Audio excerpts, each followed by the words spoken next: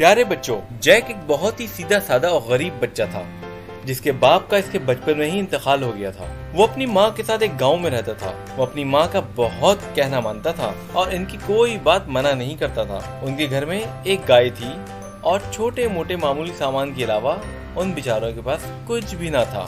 इन दोनों माँ बेटे का गुजारा गाय के दूध को बेच बेच कर होता था, लेकिन कभी कभार ऐसा भी होता था कि उनकी गाय दूध कम देती थी क्योंकि इनके पास गाय को खिलाने के लिए भी चारा नहीं होता था। ऐसे वक्त में उनको रात में भूखे पेट ही सोना पड़ जाता था। एक दिन जब लगातार 3 दिन तक गाय को चारा नहीं दे सके तो जैक की माँ ने इसको बोला कि बेटा, इस गरीब जानवर पर जुल्म करने के बजाय हमको चाहिए कि इसको अच्छे दामों बेच दें ताकि ये भी किसी अच्छी जगह जाकर सही से रहे और जो पैसे मिलेंगे इससे हम भी कुछ दिनों तक अच्छा खाना खा लेंगे। वैसे तो जैक को गाय से बहुत मोहब्बत थी, लेकिन वो अपनी माँ की बात भी नहीं टाल सकता था। इसीलिए इसने फौरन अपनी माँ को बोला, जी अच्छा अम्मी, जैसे आपकी मर्जी। मैं इसे कल ही शहर ले जाऊंगा और इसे अच्छे दामों फरोख्त कर दूंगा। अगली सुबह उठते ही जैक ने गाय को प्यार किया। रात की बची हुई रोटी और पानी बहुत प्यार से इसको खिलाया। खाना खिलाने के बाद इसको लेकर शहर की तरफ चल पड़ा। जंगल से गुजरते हुए इसको एक जगह गाने की आवाज आ रही थी। ये है मैजिक बीन्स, 5 मैजिक बीन्स। कौन है जो बीजों का राज जानेगा, वो जो अपनी किस्मत को आजमाएगा, अपने आप को दुनिया में मनवाएगा, जो लेगा मुझसे बीज शहर के बीचों बीच, उसका आलीशान महल बन जाएगा, वो पैसे वाला हो जाएगा, वो पैसों में खूब नहाएगा। ये है magic beans, 5 magic beans. Jack गाने की आवाज की तरफ चल दिया। सोचा मालूम तो करूं आखिर वो क्या चीज है जो इस गाने में गाई जा रही है। उसने देखा कि सामने एक बहुत ही बड़े बरगद के दरख्त से टेक लगाकर एक लंबी सी दाढ़ी वाला अजीब सा दुबला पतला इंतहाई नाजुक सा और बहुत गोरा और छोटे से कद का बूढ़ा वहाँ गाने गा रहा है और अपने हाथ में एक छोटी सी थैली को उछाल रहा है। जैक ने जाकर इस बुड्ढे को हेलो किया और पूछा, आप कौन सा गाना गा रहे हैं जिसमें कुछ मैजिक बीन्स का जिक्र भी कर रहे हैं? वो क्या है, जरा मुझे भी तो सुनाएं। ये सुनकर बुड्ढा दोबारा से गाना गाने लगा। ये है मैजिक बीन्स, 5 मैजिक बीन्स। कौन है जो बीजों का राज जानेगा, वो जो अपनी किस्मत को आजमाएगा, अपने आप को दुनिया में मनवाएगा, जो लेगा मुझसे बीज शहर के बीचों बीच, उसका आलीशान महल बन जाएगा, वो पैसे वाला हो जाएगा, वो पैसों में खूब नहाएगा। ये है मैजिक बीन्स, 5 मैजिक बीन्स। क्या मैं ये मैजिक बीन्स ले सकता हूँ और इसको कैसे इस्तेमाल करते हैं? तो बुड्ढा बोला, हो, तुम्हें अपनी सबसे कीमती चीज मुझको देनी होगी, तो फिर मैं तुमको ये बीन्स दे सकता हूँ। जैक ने कहा, मेरे पास तो कोई भी कीमती चीज नहीं है, ये गाय भी मैं शहर बेचने जा रहा हूँ। तो बुड्ढा बोला, ठीक है, मैं ये गाय ले लेता हूँ, तुम इसके बदले में मुझसे ये मैजिक बीन्स ले सकते हो। लेकिन आखिर इससे होगा क्या? इससे रातों रात जादू के जोर से एक बहुत ऊंचा दरख्त बन जाएगा जो बादलों से बातें करेगा, आसमान तक चला जाएगा और फिर इसके ऊपर एक महल है, पर इससे आगे मुझे नहीं मालूम। बुड्ढा बहुत चालाकी से बोला, आगे तुम खुद ही देख लेना वहाँ क्या क्या है।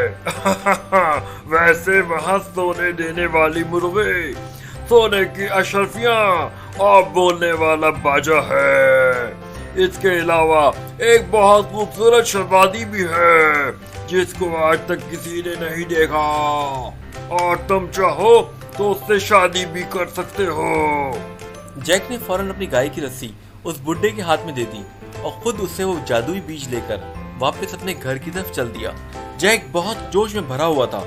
उसे यकीन था कि उसकी माँ उसके बहुत शाबाश देगी और कहेगी, तुमने बहुत जबरदस्त काम किया, और वह आज इन बीजों को उगाएगा और कल जब ये बहुत ऊंचा दरख्त बन जाएगा तो इसके ऊपर जाके वहाँ से सोने की अशरफियाँ, सोने का अंडा देने वाली मुर्गी, बोलने वाला बाजा और फिर शहजादी को भी लेके आ जाएगा और फिर उससे शादी कर लेगा।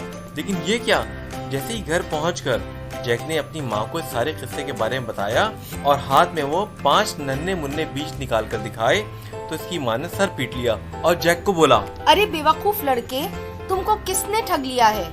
इन बीजों में आखिर क्या है जो तुम गाय के बदले इसको ले आए हो? एक ही हमारी गाय थी जिससे कुछ उम्मीद थी कि पैसे आ जाएंगे, लेकिन तुम तो वो भी गवा कर आ गए। जैक, तुम आखिर कब अकल के नाखून लोगे?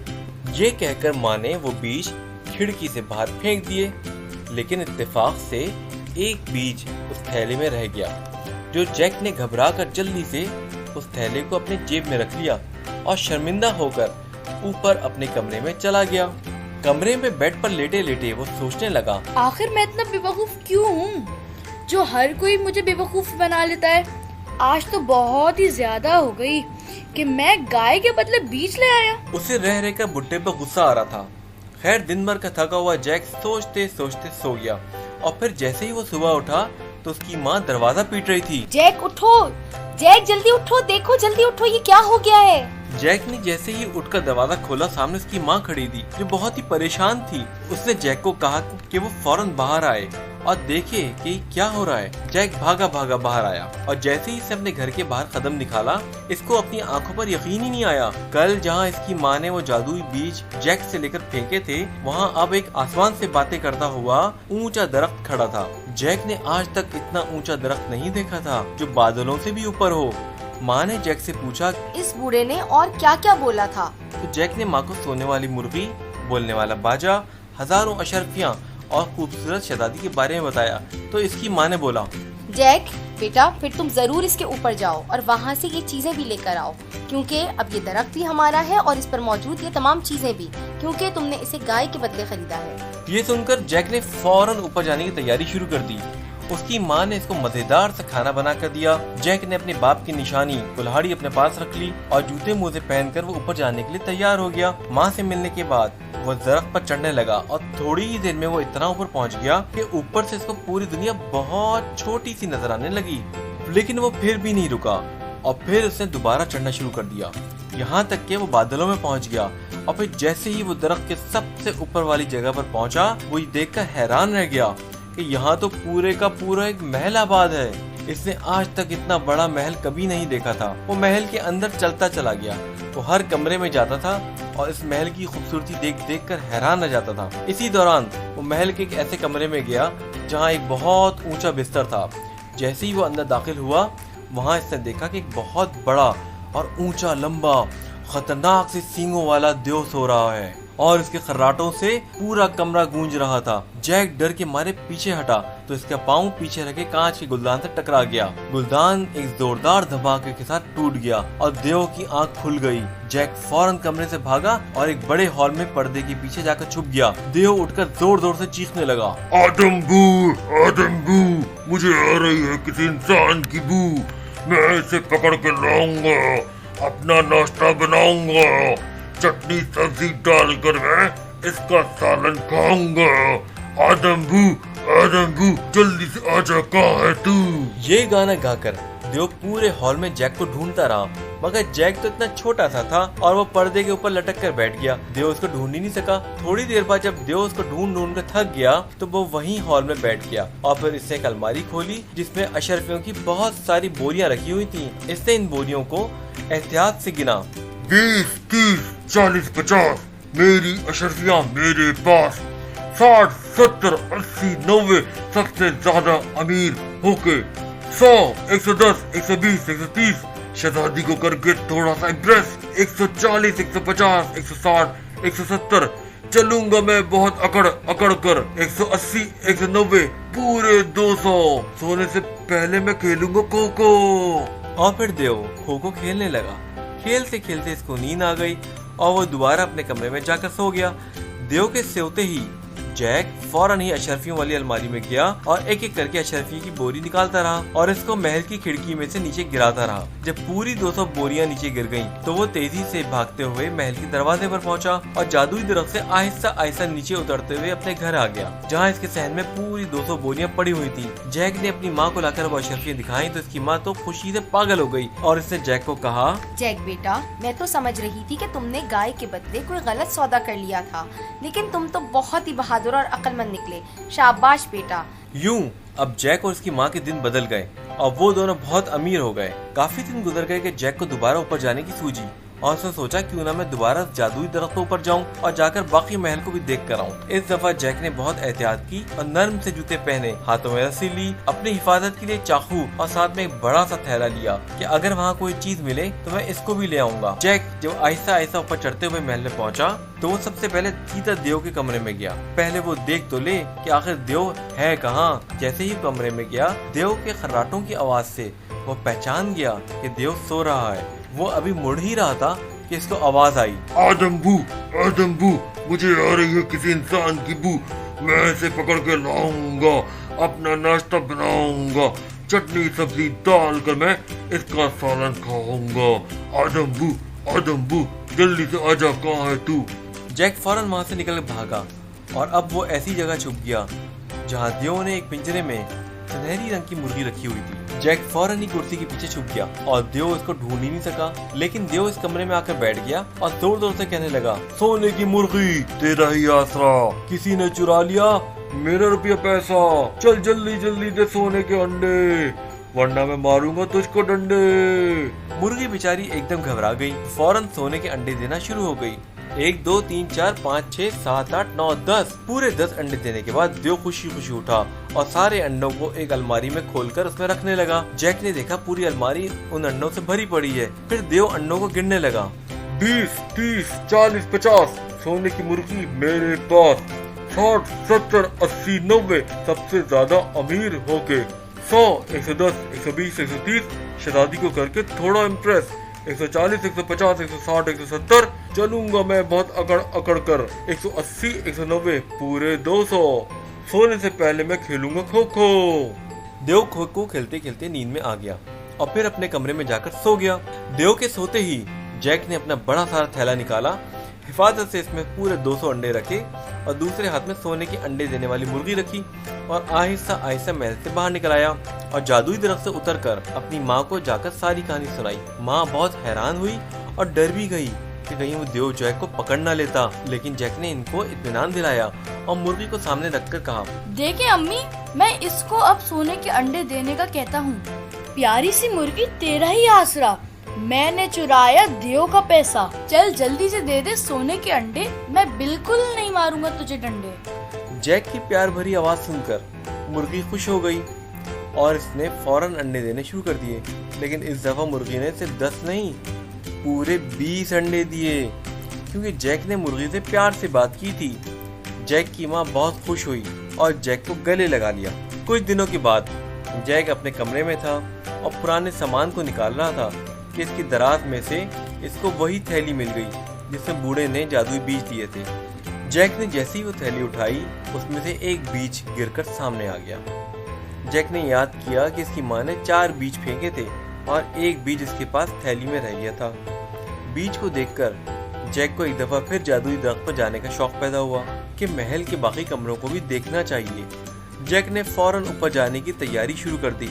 उसने बीज को अपने ऊपर की जेब में रखा, साथ में अपनी हिफाजत के लिए अपने बाप की कुल्हाड़ी और एक मजबूत सी रस्सी लेकर आहिस्ता आहिस्ता ऊपर दरख्त पर चढ़ता चला गया। महल में पहुंचने के बाद उसने सारे कमरों को पहले देखना शुरू किया। देखते देखते वो एक ऐसे कमरे में आ गया जहां से रोने की आवाज आ रही थी। जब इसने अंदर झांका तो देखा कि एक बहुत ही खूबसूरत शहजादी है जो जमीन पर बैठकर रो रही है। जैक फौरन कमरे के अंदर चला गया और शहजादी से पूछा, ए खूबसूरत शहजादी, तुम क्यों रो रही हो? मेरा नाम जैक है, मैं तुम्हें रोता हुआ नहीं देख सकता हूँ, क्या मैं तुम्हारी कुछ मदद कर सकता हूँ? जैक, मैं एक बहुत बड़े मुल्क की बादशाह की बेटी हूँ। मेरा नाम अलीना है। ये देव मुझे मेरे महल से उठाकर ले आया है और मुझसे शादी करना चाहता है। लेकिन मैं इस देव की कैद से आज़ाद होना चाहती हूँ ताकि मैं अपने घर वालों से मिल सकूँ और किसी ऐसे शहजादे से शादी करूँ जो खूबसूरत हो, इसके दिल में लालच ना हो और वो वाकई बहादुर हो। क्या तुम मुझे इस कैद से बाहर निकाल सकते हो? जैक ने कहा, क्यों नहीं शहजादी, मैं तुमको पूरी हिफाजत के साथ तुम्हारे घर पहुंचाऊंगा। आओ तुम मेरे साथ चलो। जैक ने शहजादी का हाथ पकड़ा और महल के दरवाजे की तरफ बढ़ा। उसी दौरान इसको कहीं से म्यूजिक की आवाज आई। म्यूजिक की आवाज इतनी अच्छी थी कि जैक और शहजादी दोनों उस कमरे में चले गए। कमरे में दाखिल होते ही इन्हें अपनी गलती का एहसास हो गया। कमरे के अंदर देव मौजूद था जो बोलने वाले बाजे से गाने सुन रहा था। वो दोनों फौरन ही बड़ी सी अलमारी के पीछे छुप गए। अचानक म्यूजिक रुक गई और देव बोला, आदम बू, मुझे आ रही है किसी इंसान की बू। मैं इसे पकड़ कर लाऊंगा, अपना नाश्ता बनाऊंगा, चटनी सब्जी डालकर मैं इसका सालन खाऊंगा। आदम बू, जल्दी से आजा, कहाँ है तू? बोलने वाले बाजे से देव ने पूछा। बोलने वाले बाजे, जरा ये तो बताओ कि क्या मेरे महल में मेरे अलावा और भी कोई है क्या? जी हुजूर, आपके महल में एक शहजादी है जो आदमजाद है।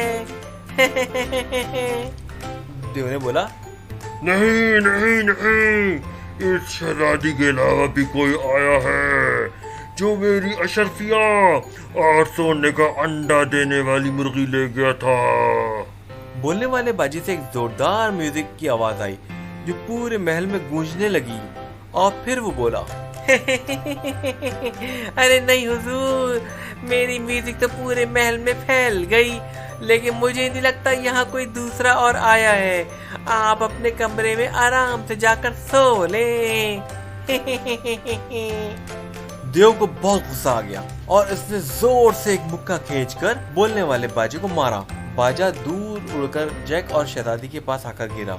इसकी एक तार भी टूट गई थी। शहजादी ने फौरन ही बाजे को बहुत प्यार से उठाया और उसको प्यार करने लगी। जैक ने आहिस्ता आहिस्ता इसकी टूटी हुई तारों को जोड़ना शुरू कर दिया। बोलने वाला बाजा बहुत खुश हो गया था। देव वहाँ से उठकर जाने लगा और जाते जाते कहने लगा, कोई ले गया शक्तियाँ, कोई सोने की मुर्गी, मैं इसको कहाँ जाकर ढूंढूं? जब मैंने पूछा बोलने वाले बाजे से तो मुझे कहते हैं मैं आराम से जाकर सो लूं। थोड़ी देर में देव के खर्राटों की आवाजें आना शुरू हो गईं। जैक ने फौरन बोलने वाले बाजे को प्यार किया और इसका बहुत शुक्रिया किया कि बोलने वाले बाजे ने देव को जैक के बारे में नहीं बताया। अब जैक ने बोलने वाले बाजे को अपनी कमर से बांधा, शहजादी का हाथ पकड़ा और कमरे से जैसे ही निकला, ये देखकर उसकी जान निकल गई कि सामने देव खड़ा था और देव बोला,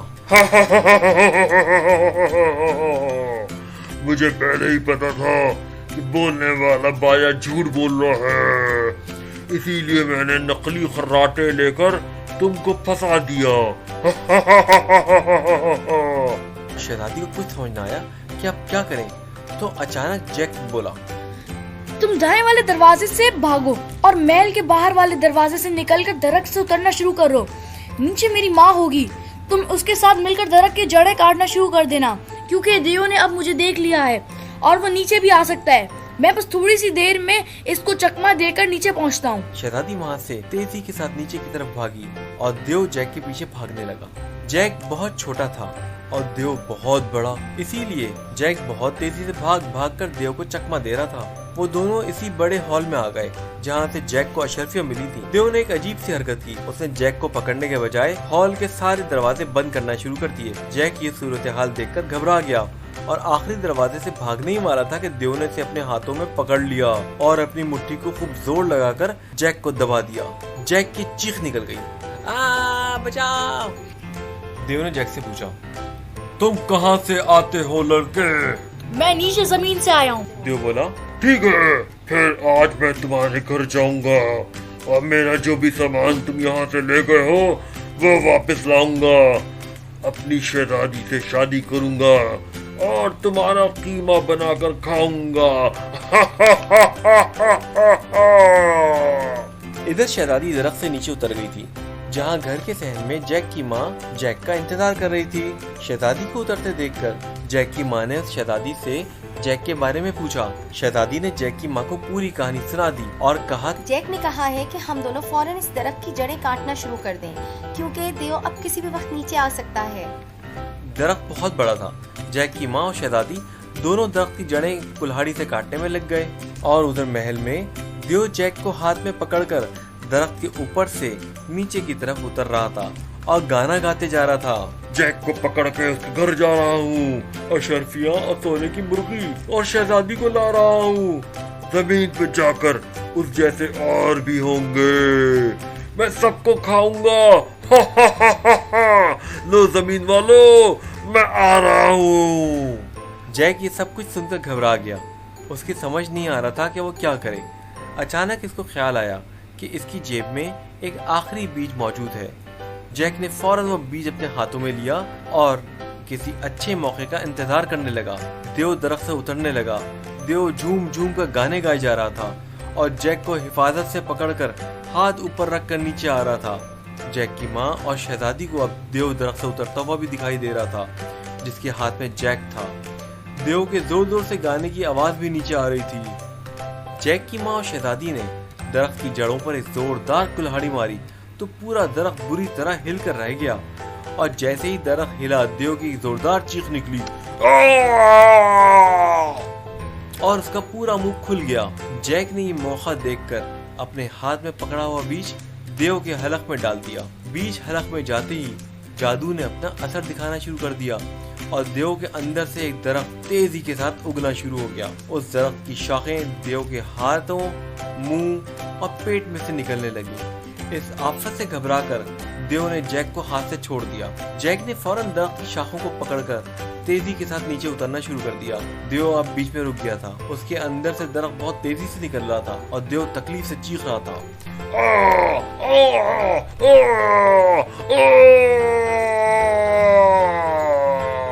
जैक तेजी से नीचे आया और अपनी माँ और शहजादी के साथ मिलकर अपने बाप की कुल्हाड़ी से दरख्त की जड़ों को जोर जोर से काटने लगा। थोड़ी ही देर में दरख्त जोरदार आवाज के साथ नीचे गिर पड़ा और साथ ही वो जालिम देव भी उस दरख्त से गिरकर मर गया। अब जैक, उसकी माँ और शहजादी तीनों एक दूसरे के गले लग गए। यूं बच्चों, जैक की बहादुरी और हिम्मत से एक जालिम देव की कैद से शहजादी अलीना हमेशा हमेशा के लिए आजाद हो गई।